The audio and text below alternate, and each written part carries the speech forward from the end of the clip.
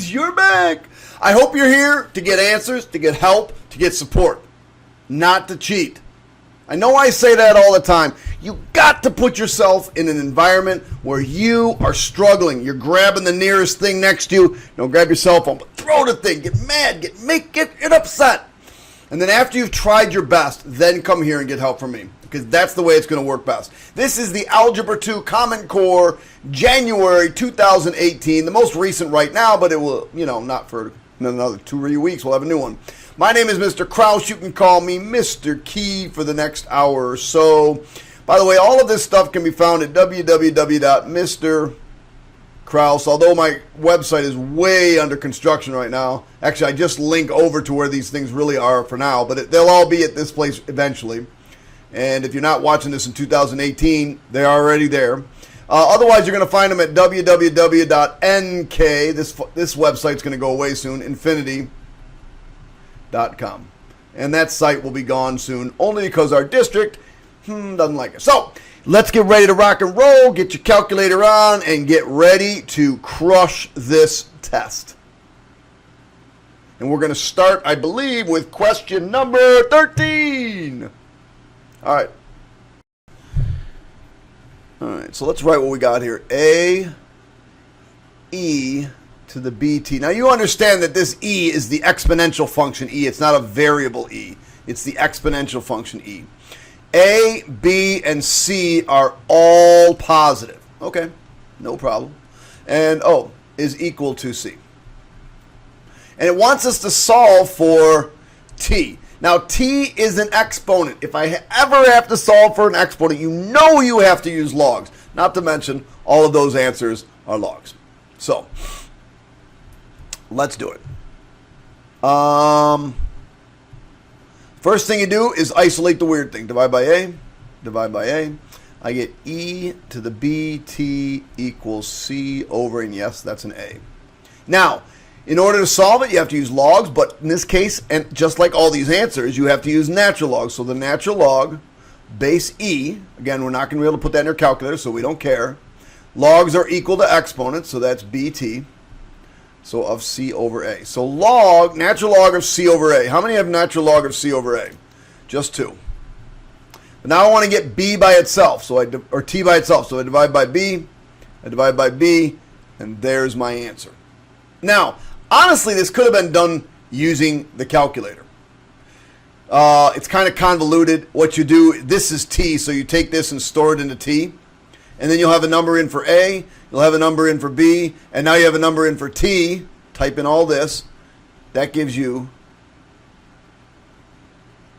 that should give you your C value that you picked. Whatever C value you picked here, that should give you your C value when you plug in all that. But I'm not going to do it. It's kind of convoluted. But yeah, so we're going to go with 8.5 because that one could be done using the calculator if you wanted to.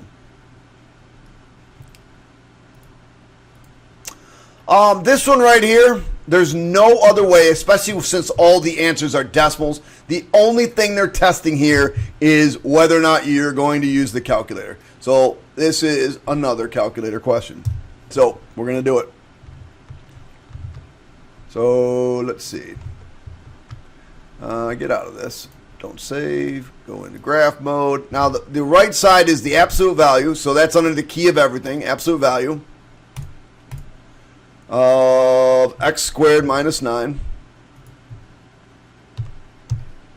minus 3. Press enter. That's some weird funky stuff. That's funky. All right.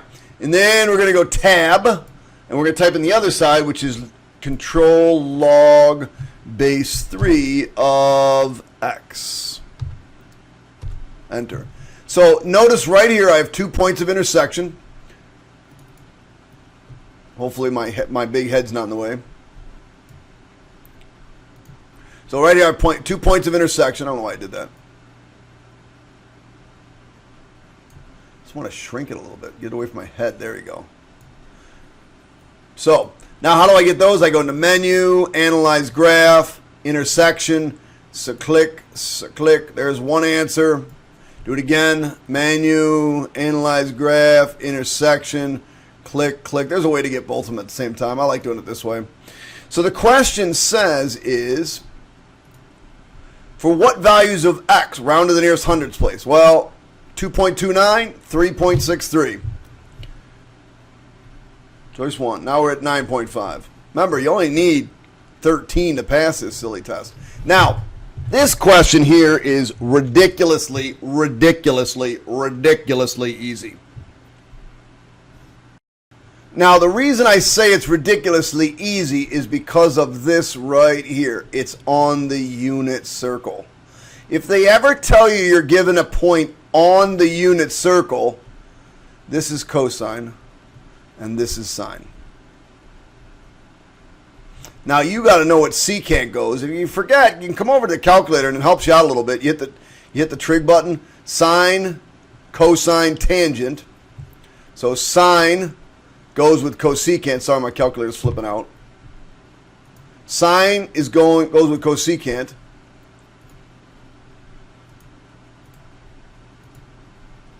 I don't know why my calculator. So notice they're in order: sine, cosecant. Oh, how about this? Cosine goes with secant, tangent goes with cotangent. So secant is the reciprocal of cosine. In other words, it's cosine flipped. So if I flip this, I get -3. That's a common skill you just got to know, my brothers. What is the equation of the directrix of this problem? Well, we can just graph this sucker. Bring it over here.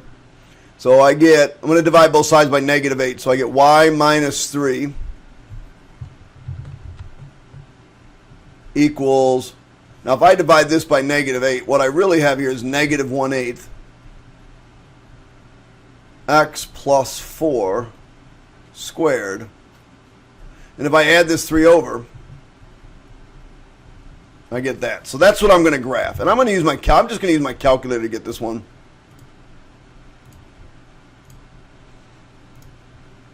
So control division.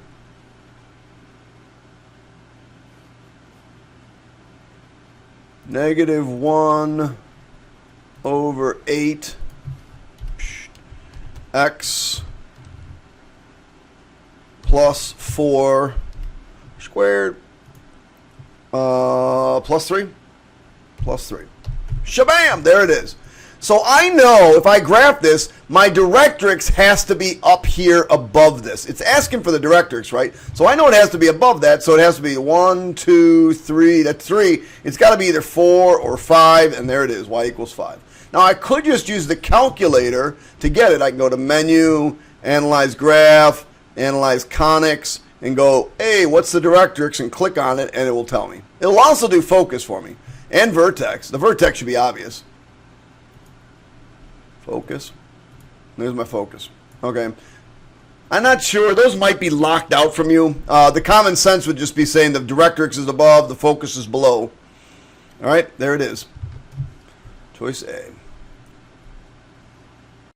Alrighty, the function below, or the average price of gas in a small town since January 1st. Who knows? This could be a cubic or a quartic function that represents the average price of gas, where t is going from 0 to 10. G of t is the average price of gas in t, and the number of months since January. T is the number of months since January 1st. The absolute maximum of G of t reaches over a certain point is given by. All right, here we go. Calculator question. So we're going to go pump this thing right into our calculator. Let's go. Let's go. Where are you? There you go. Go into graph mode. I'll look over on my sheet here. So we got -0.0049. Now you can't use t. You got to use x raised to the 4th. Get out of that. Plus 0.0923. Careful with your variables. Careful with your exponents. Careful with your numbers. Get out of that mode. Minus, one of the common mistakes is when you're in 4th degree or 3rd degrees, you forget to get out of exponent mode. That's usually going to be your problem, and you get some weird answer. X squared plus 1.1 166. I'm going to guess if you forget a 1, you're going to get one of the other answers. Ooh, 166x plus 3.23. Boom. There it is. There's my graph. Now, you got to understand a few things. We're going from 0 to 10. I want the maximum. So I'm going to go, okay, menu, analyze graph, maximum. Start here at 0. Go here. And there it is. 1.16 and 4.01. Now, you got to understand what's going on. It's 1.61 months and $4.01 is the gas price. So what is it asking?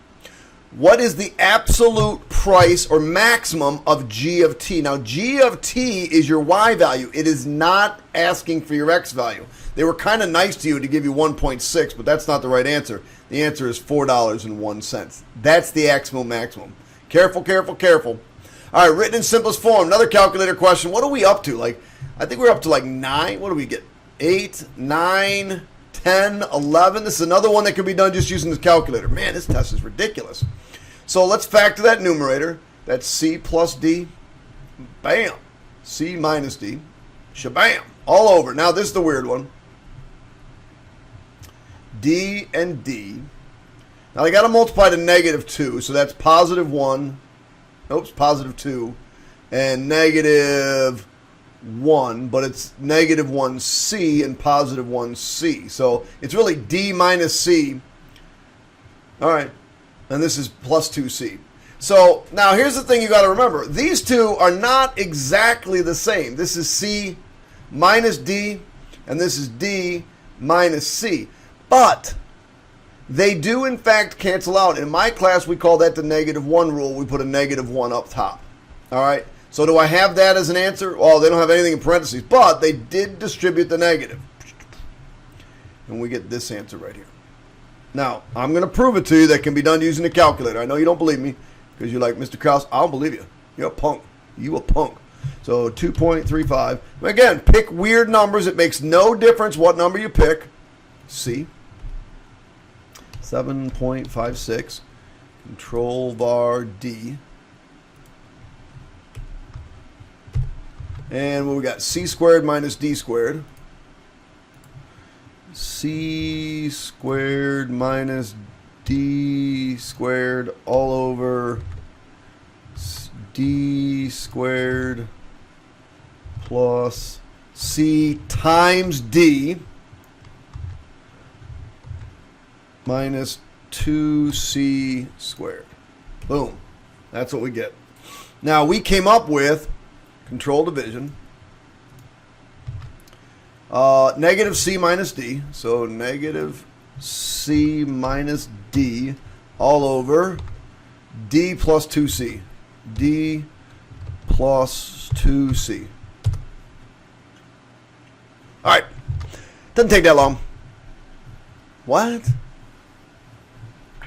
What is the remainder? Okay, so this is the remainder theorem. If you remember the remainder theorem, it says if this is a factor, then P of positive 5, because the root would be x equals 5, then the P of 5 should equal 0 if it's a factor. If it's not a factor, P of 5 is equal to the remainder. Either way, it's equal to the remainder. It's just when it equals 0, it's a factor.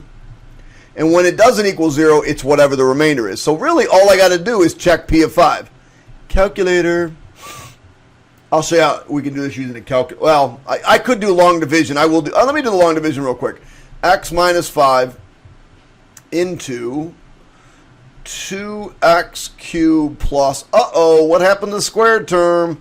0x squared minus 3x plus 5. Now, we're trying to avoid all this because, quite frankly, if I come over here and I just do 5 control var x and then type this in, 2x cubed. Now, I'm using the remainder theorem.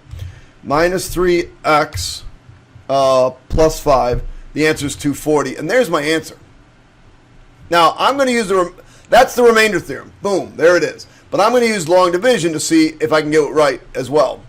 So I get, and practice this. Why not take a second to practice this? It's going to be on the test. It always is on the test. 2x squared times negative 5 is negative 10x squared. Now, grab a different pen, subtract, plus.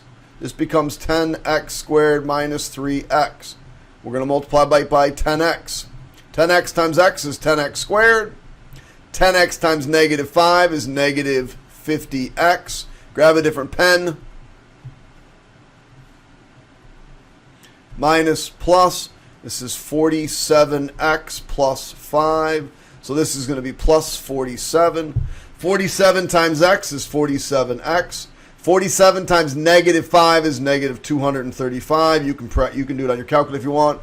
Grab a different pen. Minus, plus, and I get 240. But man, to avoid all that, just know the remainder theorem. There it is, calculator. And then this question. They always have one of these questions. I'm going to do this the mathematical way, and then I'm going to do it the right way. By the way, did you notice it had another false? Oh, I better count these. I'm going to pause this for a second and count these. So all I did really, just for a second there, was add up all these dots. It did say we did it 50 times. So each one of these dots represents somebody flipping the coin 10 times and taking the average. Flipping it 10 times and taking the average. Actually, no, wait. And recording the number of heads. It can't be the average. So it's going to record the number of heads. Record the number of heads. Well, if I flip the coin 10 times and record the number of heads, I should see a lot of 5, right? I'm not going to see 5 every time, but over the theoretical probability, I should have an average of 5. Okay, that is the theoretical probability of averaging a 5. All right, so we're going to do this intuitively, and then we're going to do it using our calculator. And I'll show you how that's done. So what we got here is it says 5 heads occurs most often, which is consistent with the theoretical, there it is right there, theoretical probability of obtaining heads. If you flipped a coin 1 billion times, first of all, your thumb would be dead. Second of all, you'll be 105,000 years old.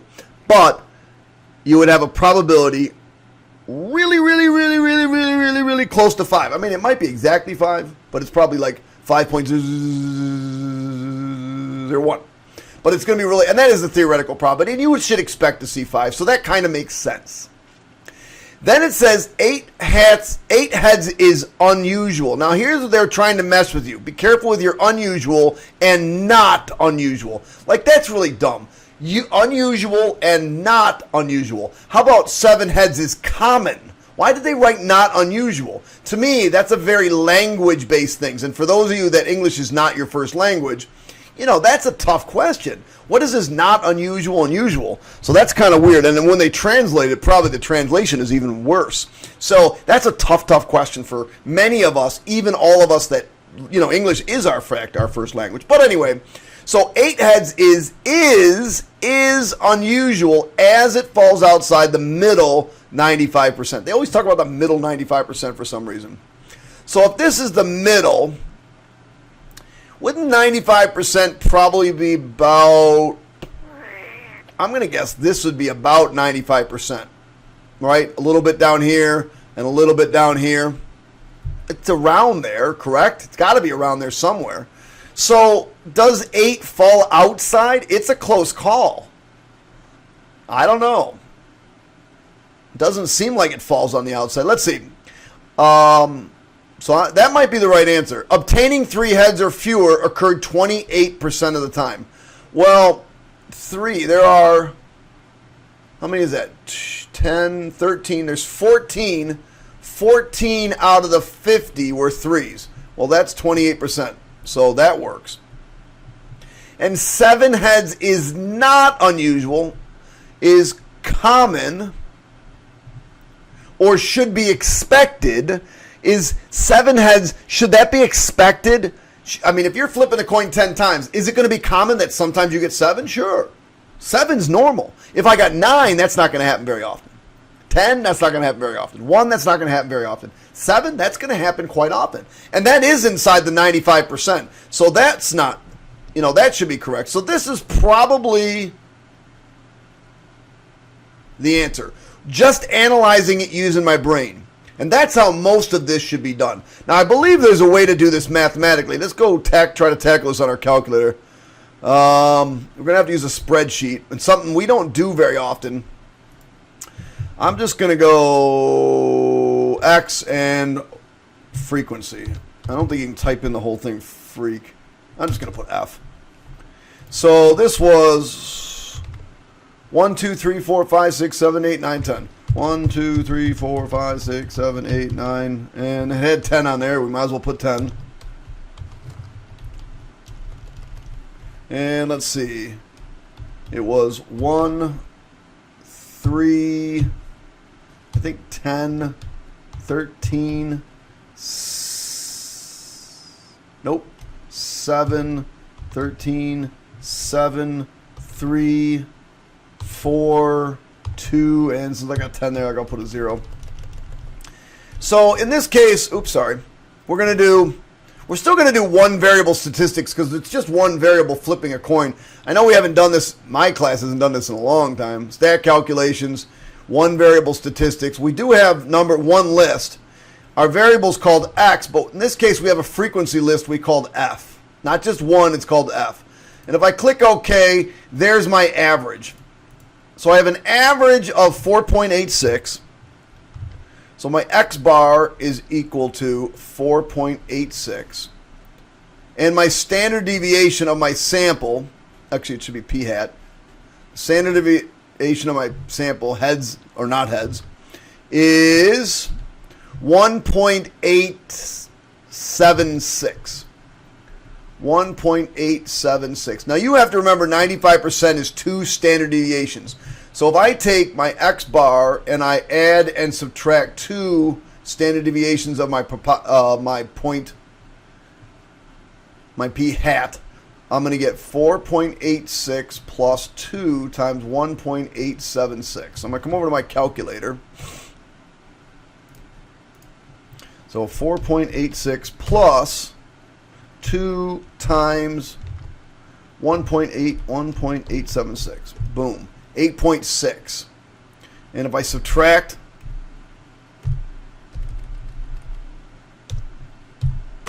1.1. So it's from 1.1 to 8.6. This happens, that's where 95% of the data, and if you remember correctly, anything outside that 5% range is going to be abnormal. Well, 8 is clearly inside that range, so it's kind of normal. So that's the right answer. But all that not unusual and unusual crap, I'm sure got everybody messed up. Okay, I'm going to show you how to do this algebraically, and then I'm going to show you how to do this graphically, and we're going to put a C on this one, because this one can be done just using the graphing calculator. So let's do it algebraically. Y equals negative 6x minus 2. First step, switch x and y. So x equals negative 6 y minus 2. We'll distribute the negative 6. X equals negative 6y plus 12. Now, I hate having a negative for my y, so I'm actually going to move that to this side by adding it over. So I get 6y equals, and then I'm going to subtract this x and bring it over there. So minus x plus 12. I just hate having a negative x squared. I just think it's an ugly, or a negative y. I think it's ugly. It doesn't look good. Divide by 6. Divide by 6. So I get y equals negative 1 over 6x plus 2. Oh, why do you do that? Look at how they put the answers. They put them backwards. So it's positive 2 and negative 1. This is the answer right here. Now, how did I say we can do this graphically? Very simply. Really, very simply. Come over to your graphing calculator, if you can ever get there. Let's get a fresh screen. And we're going to graph the original. The original was negative 6, parenthesis, x minus 2. Now, if you remember correctly, reflections are, inverses are reflections over the line y equals x. So, because they intersect, whatever we find better go through that point of intersection as well. So, we found 2 minus, we're going to go tab, 2 minus x divided by 6. Notice how the reflections, right? The blue, when I reflect the blue, don't I get the black? Or reflect the black, don't I get the blue? Yep, there we go. All right, done with that problem. 22. Uh-oh. Oh, this problem is bad. I hate this question. I'm going to show you 2 different ways to do this problem, only because I don't like it. Let me pause for a second. Actually, I paused, but I forgot the formula sheets on this page. So here's what we're going to do.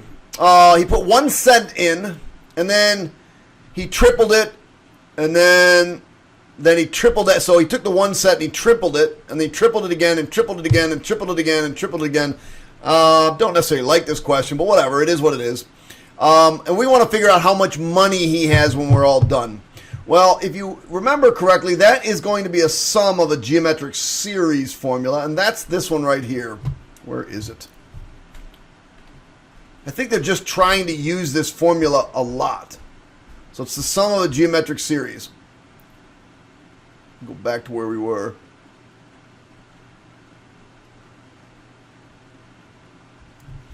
So a sub 1 is 0.01, 1 cent.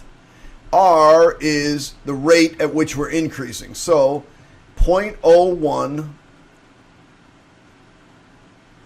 I forget, minus 0.01 times 3 to the n, in this case to the 20, all over 1 minus 3. I believe that's right.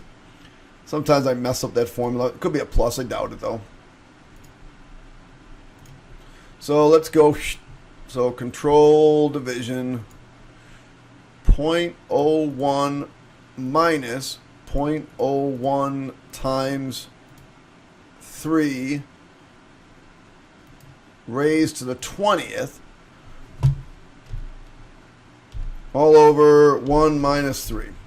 $17,433,922. There it is. Yay! I probably would have thought about doing this one recursively.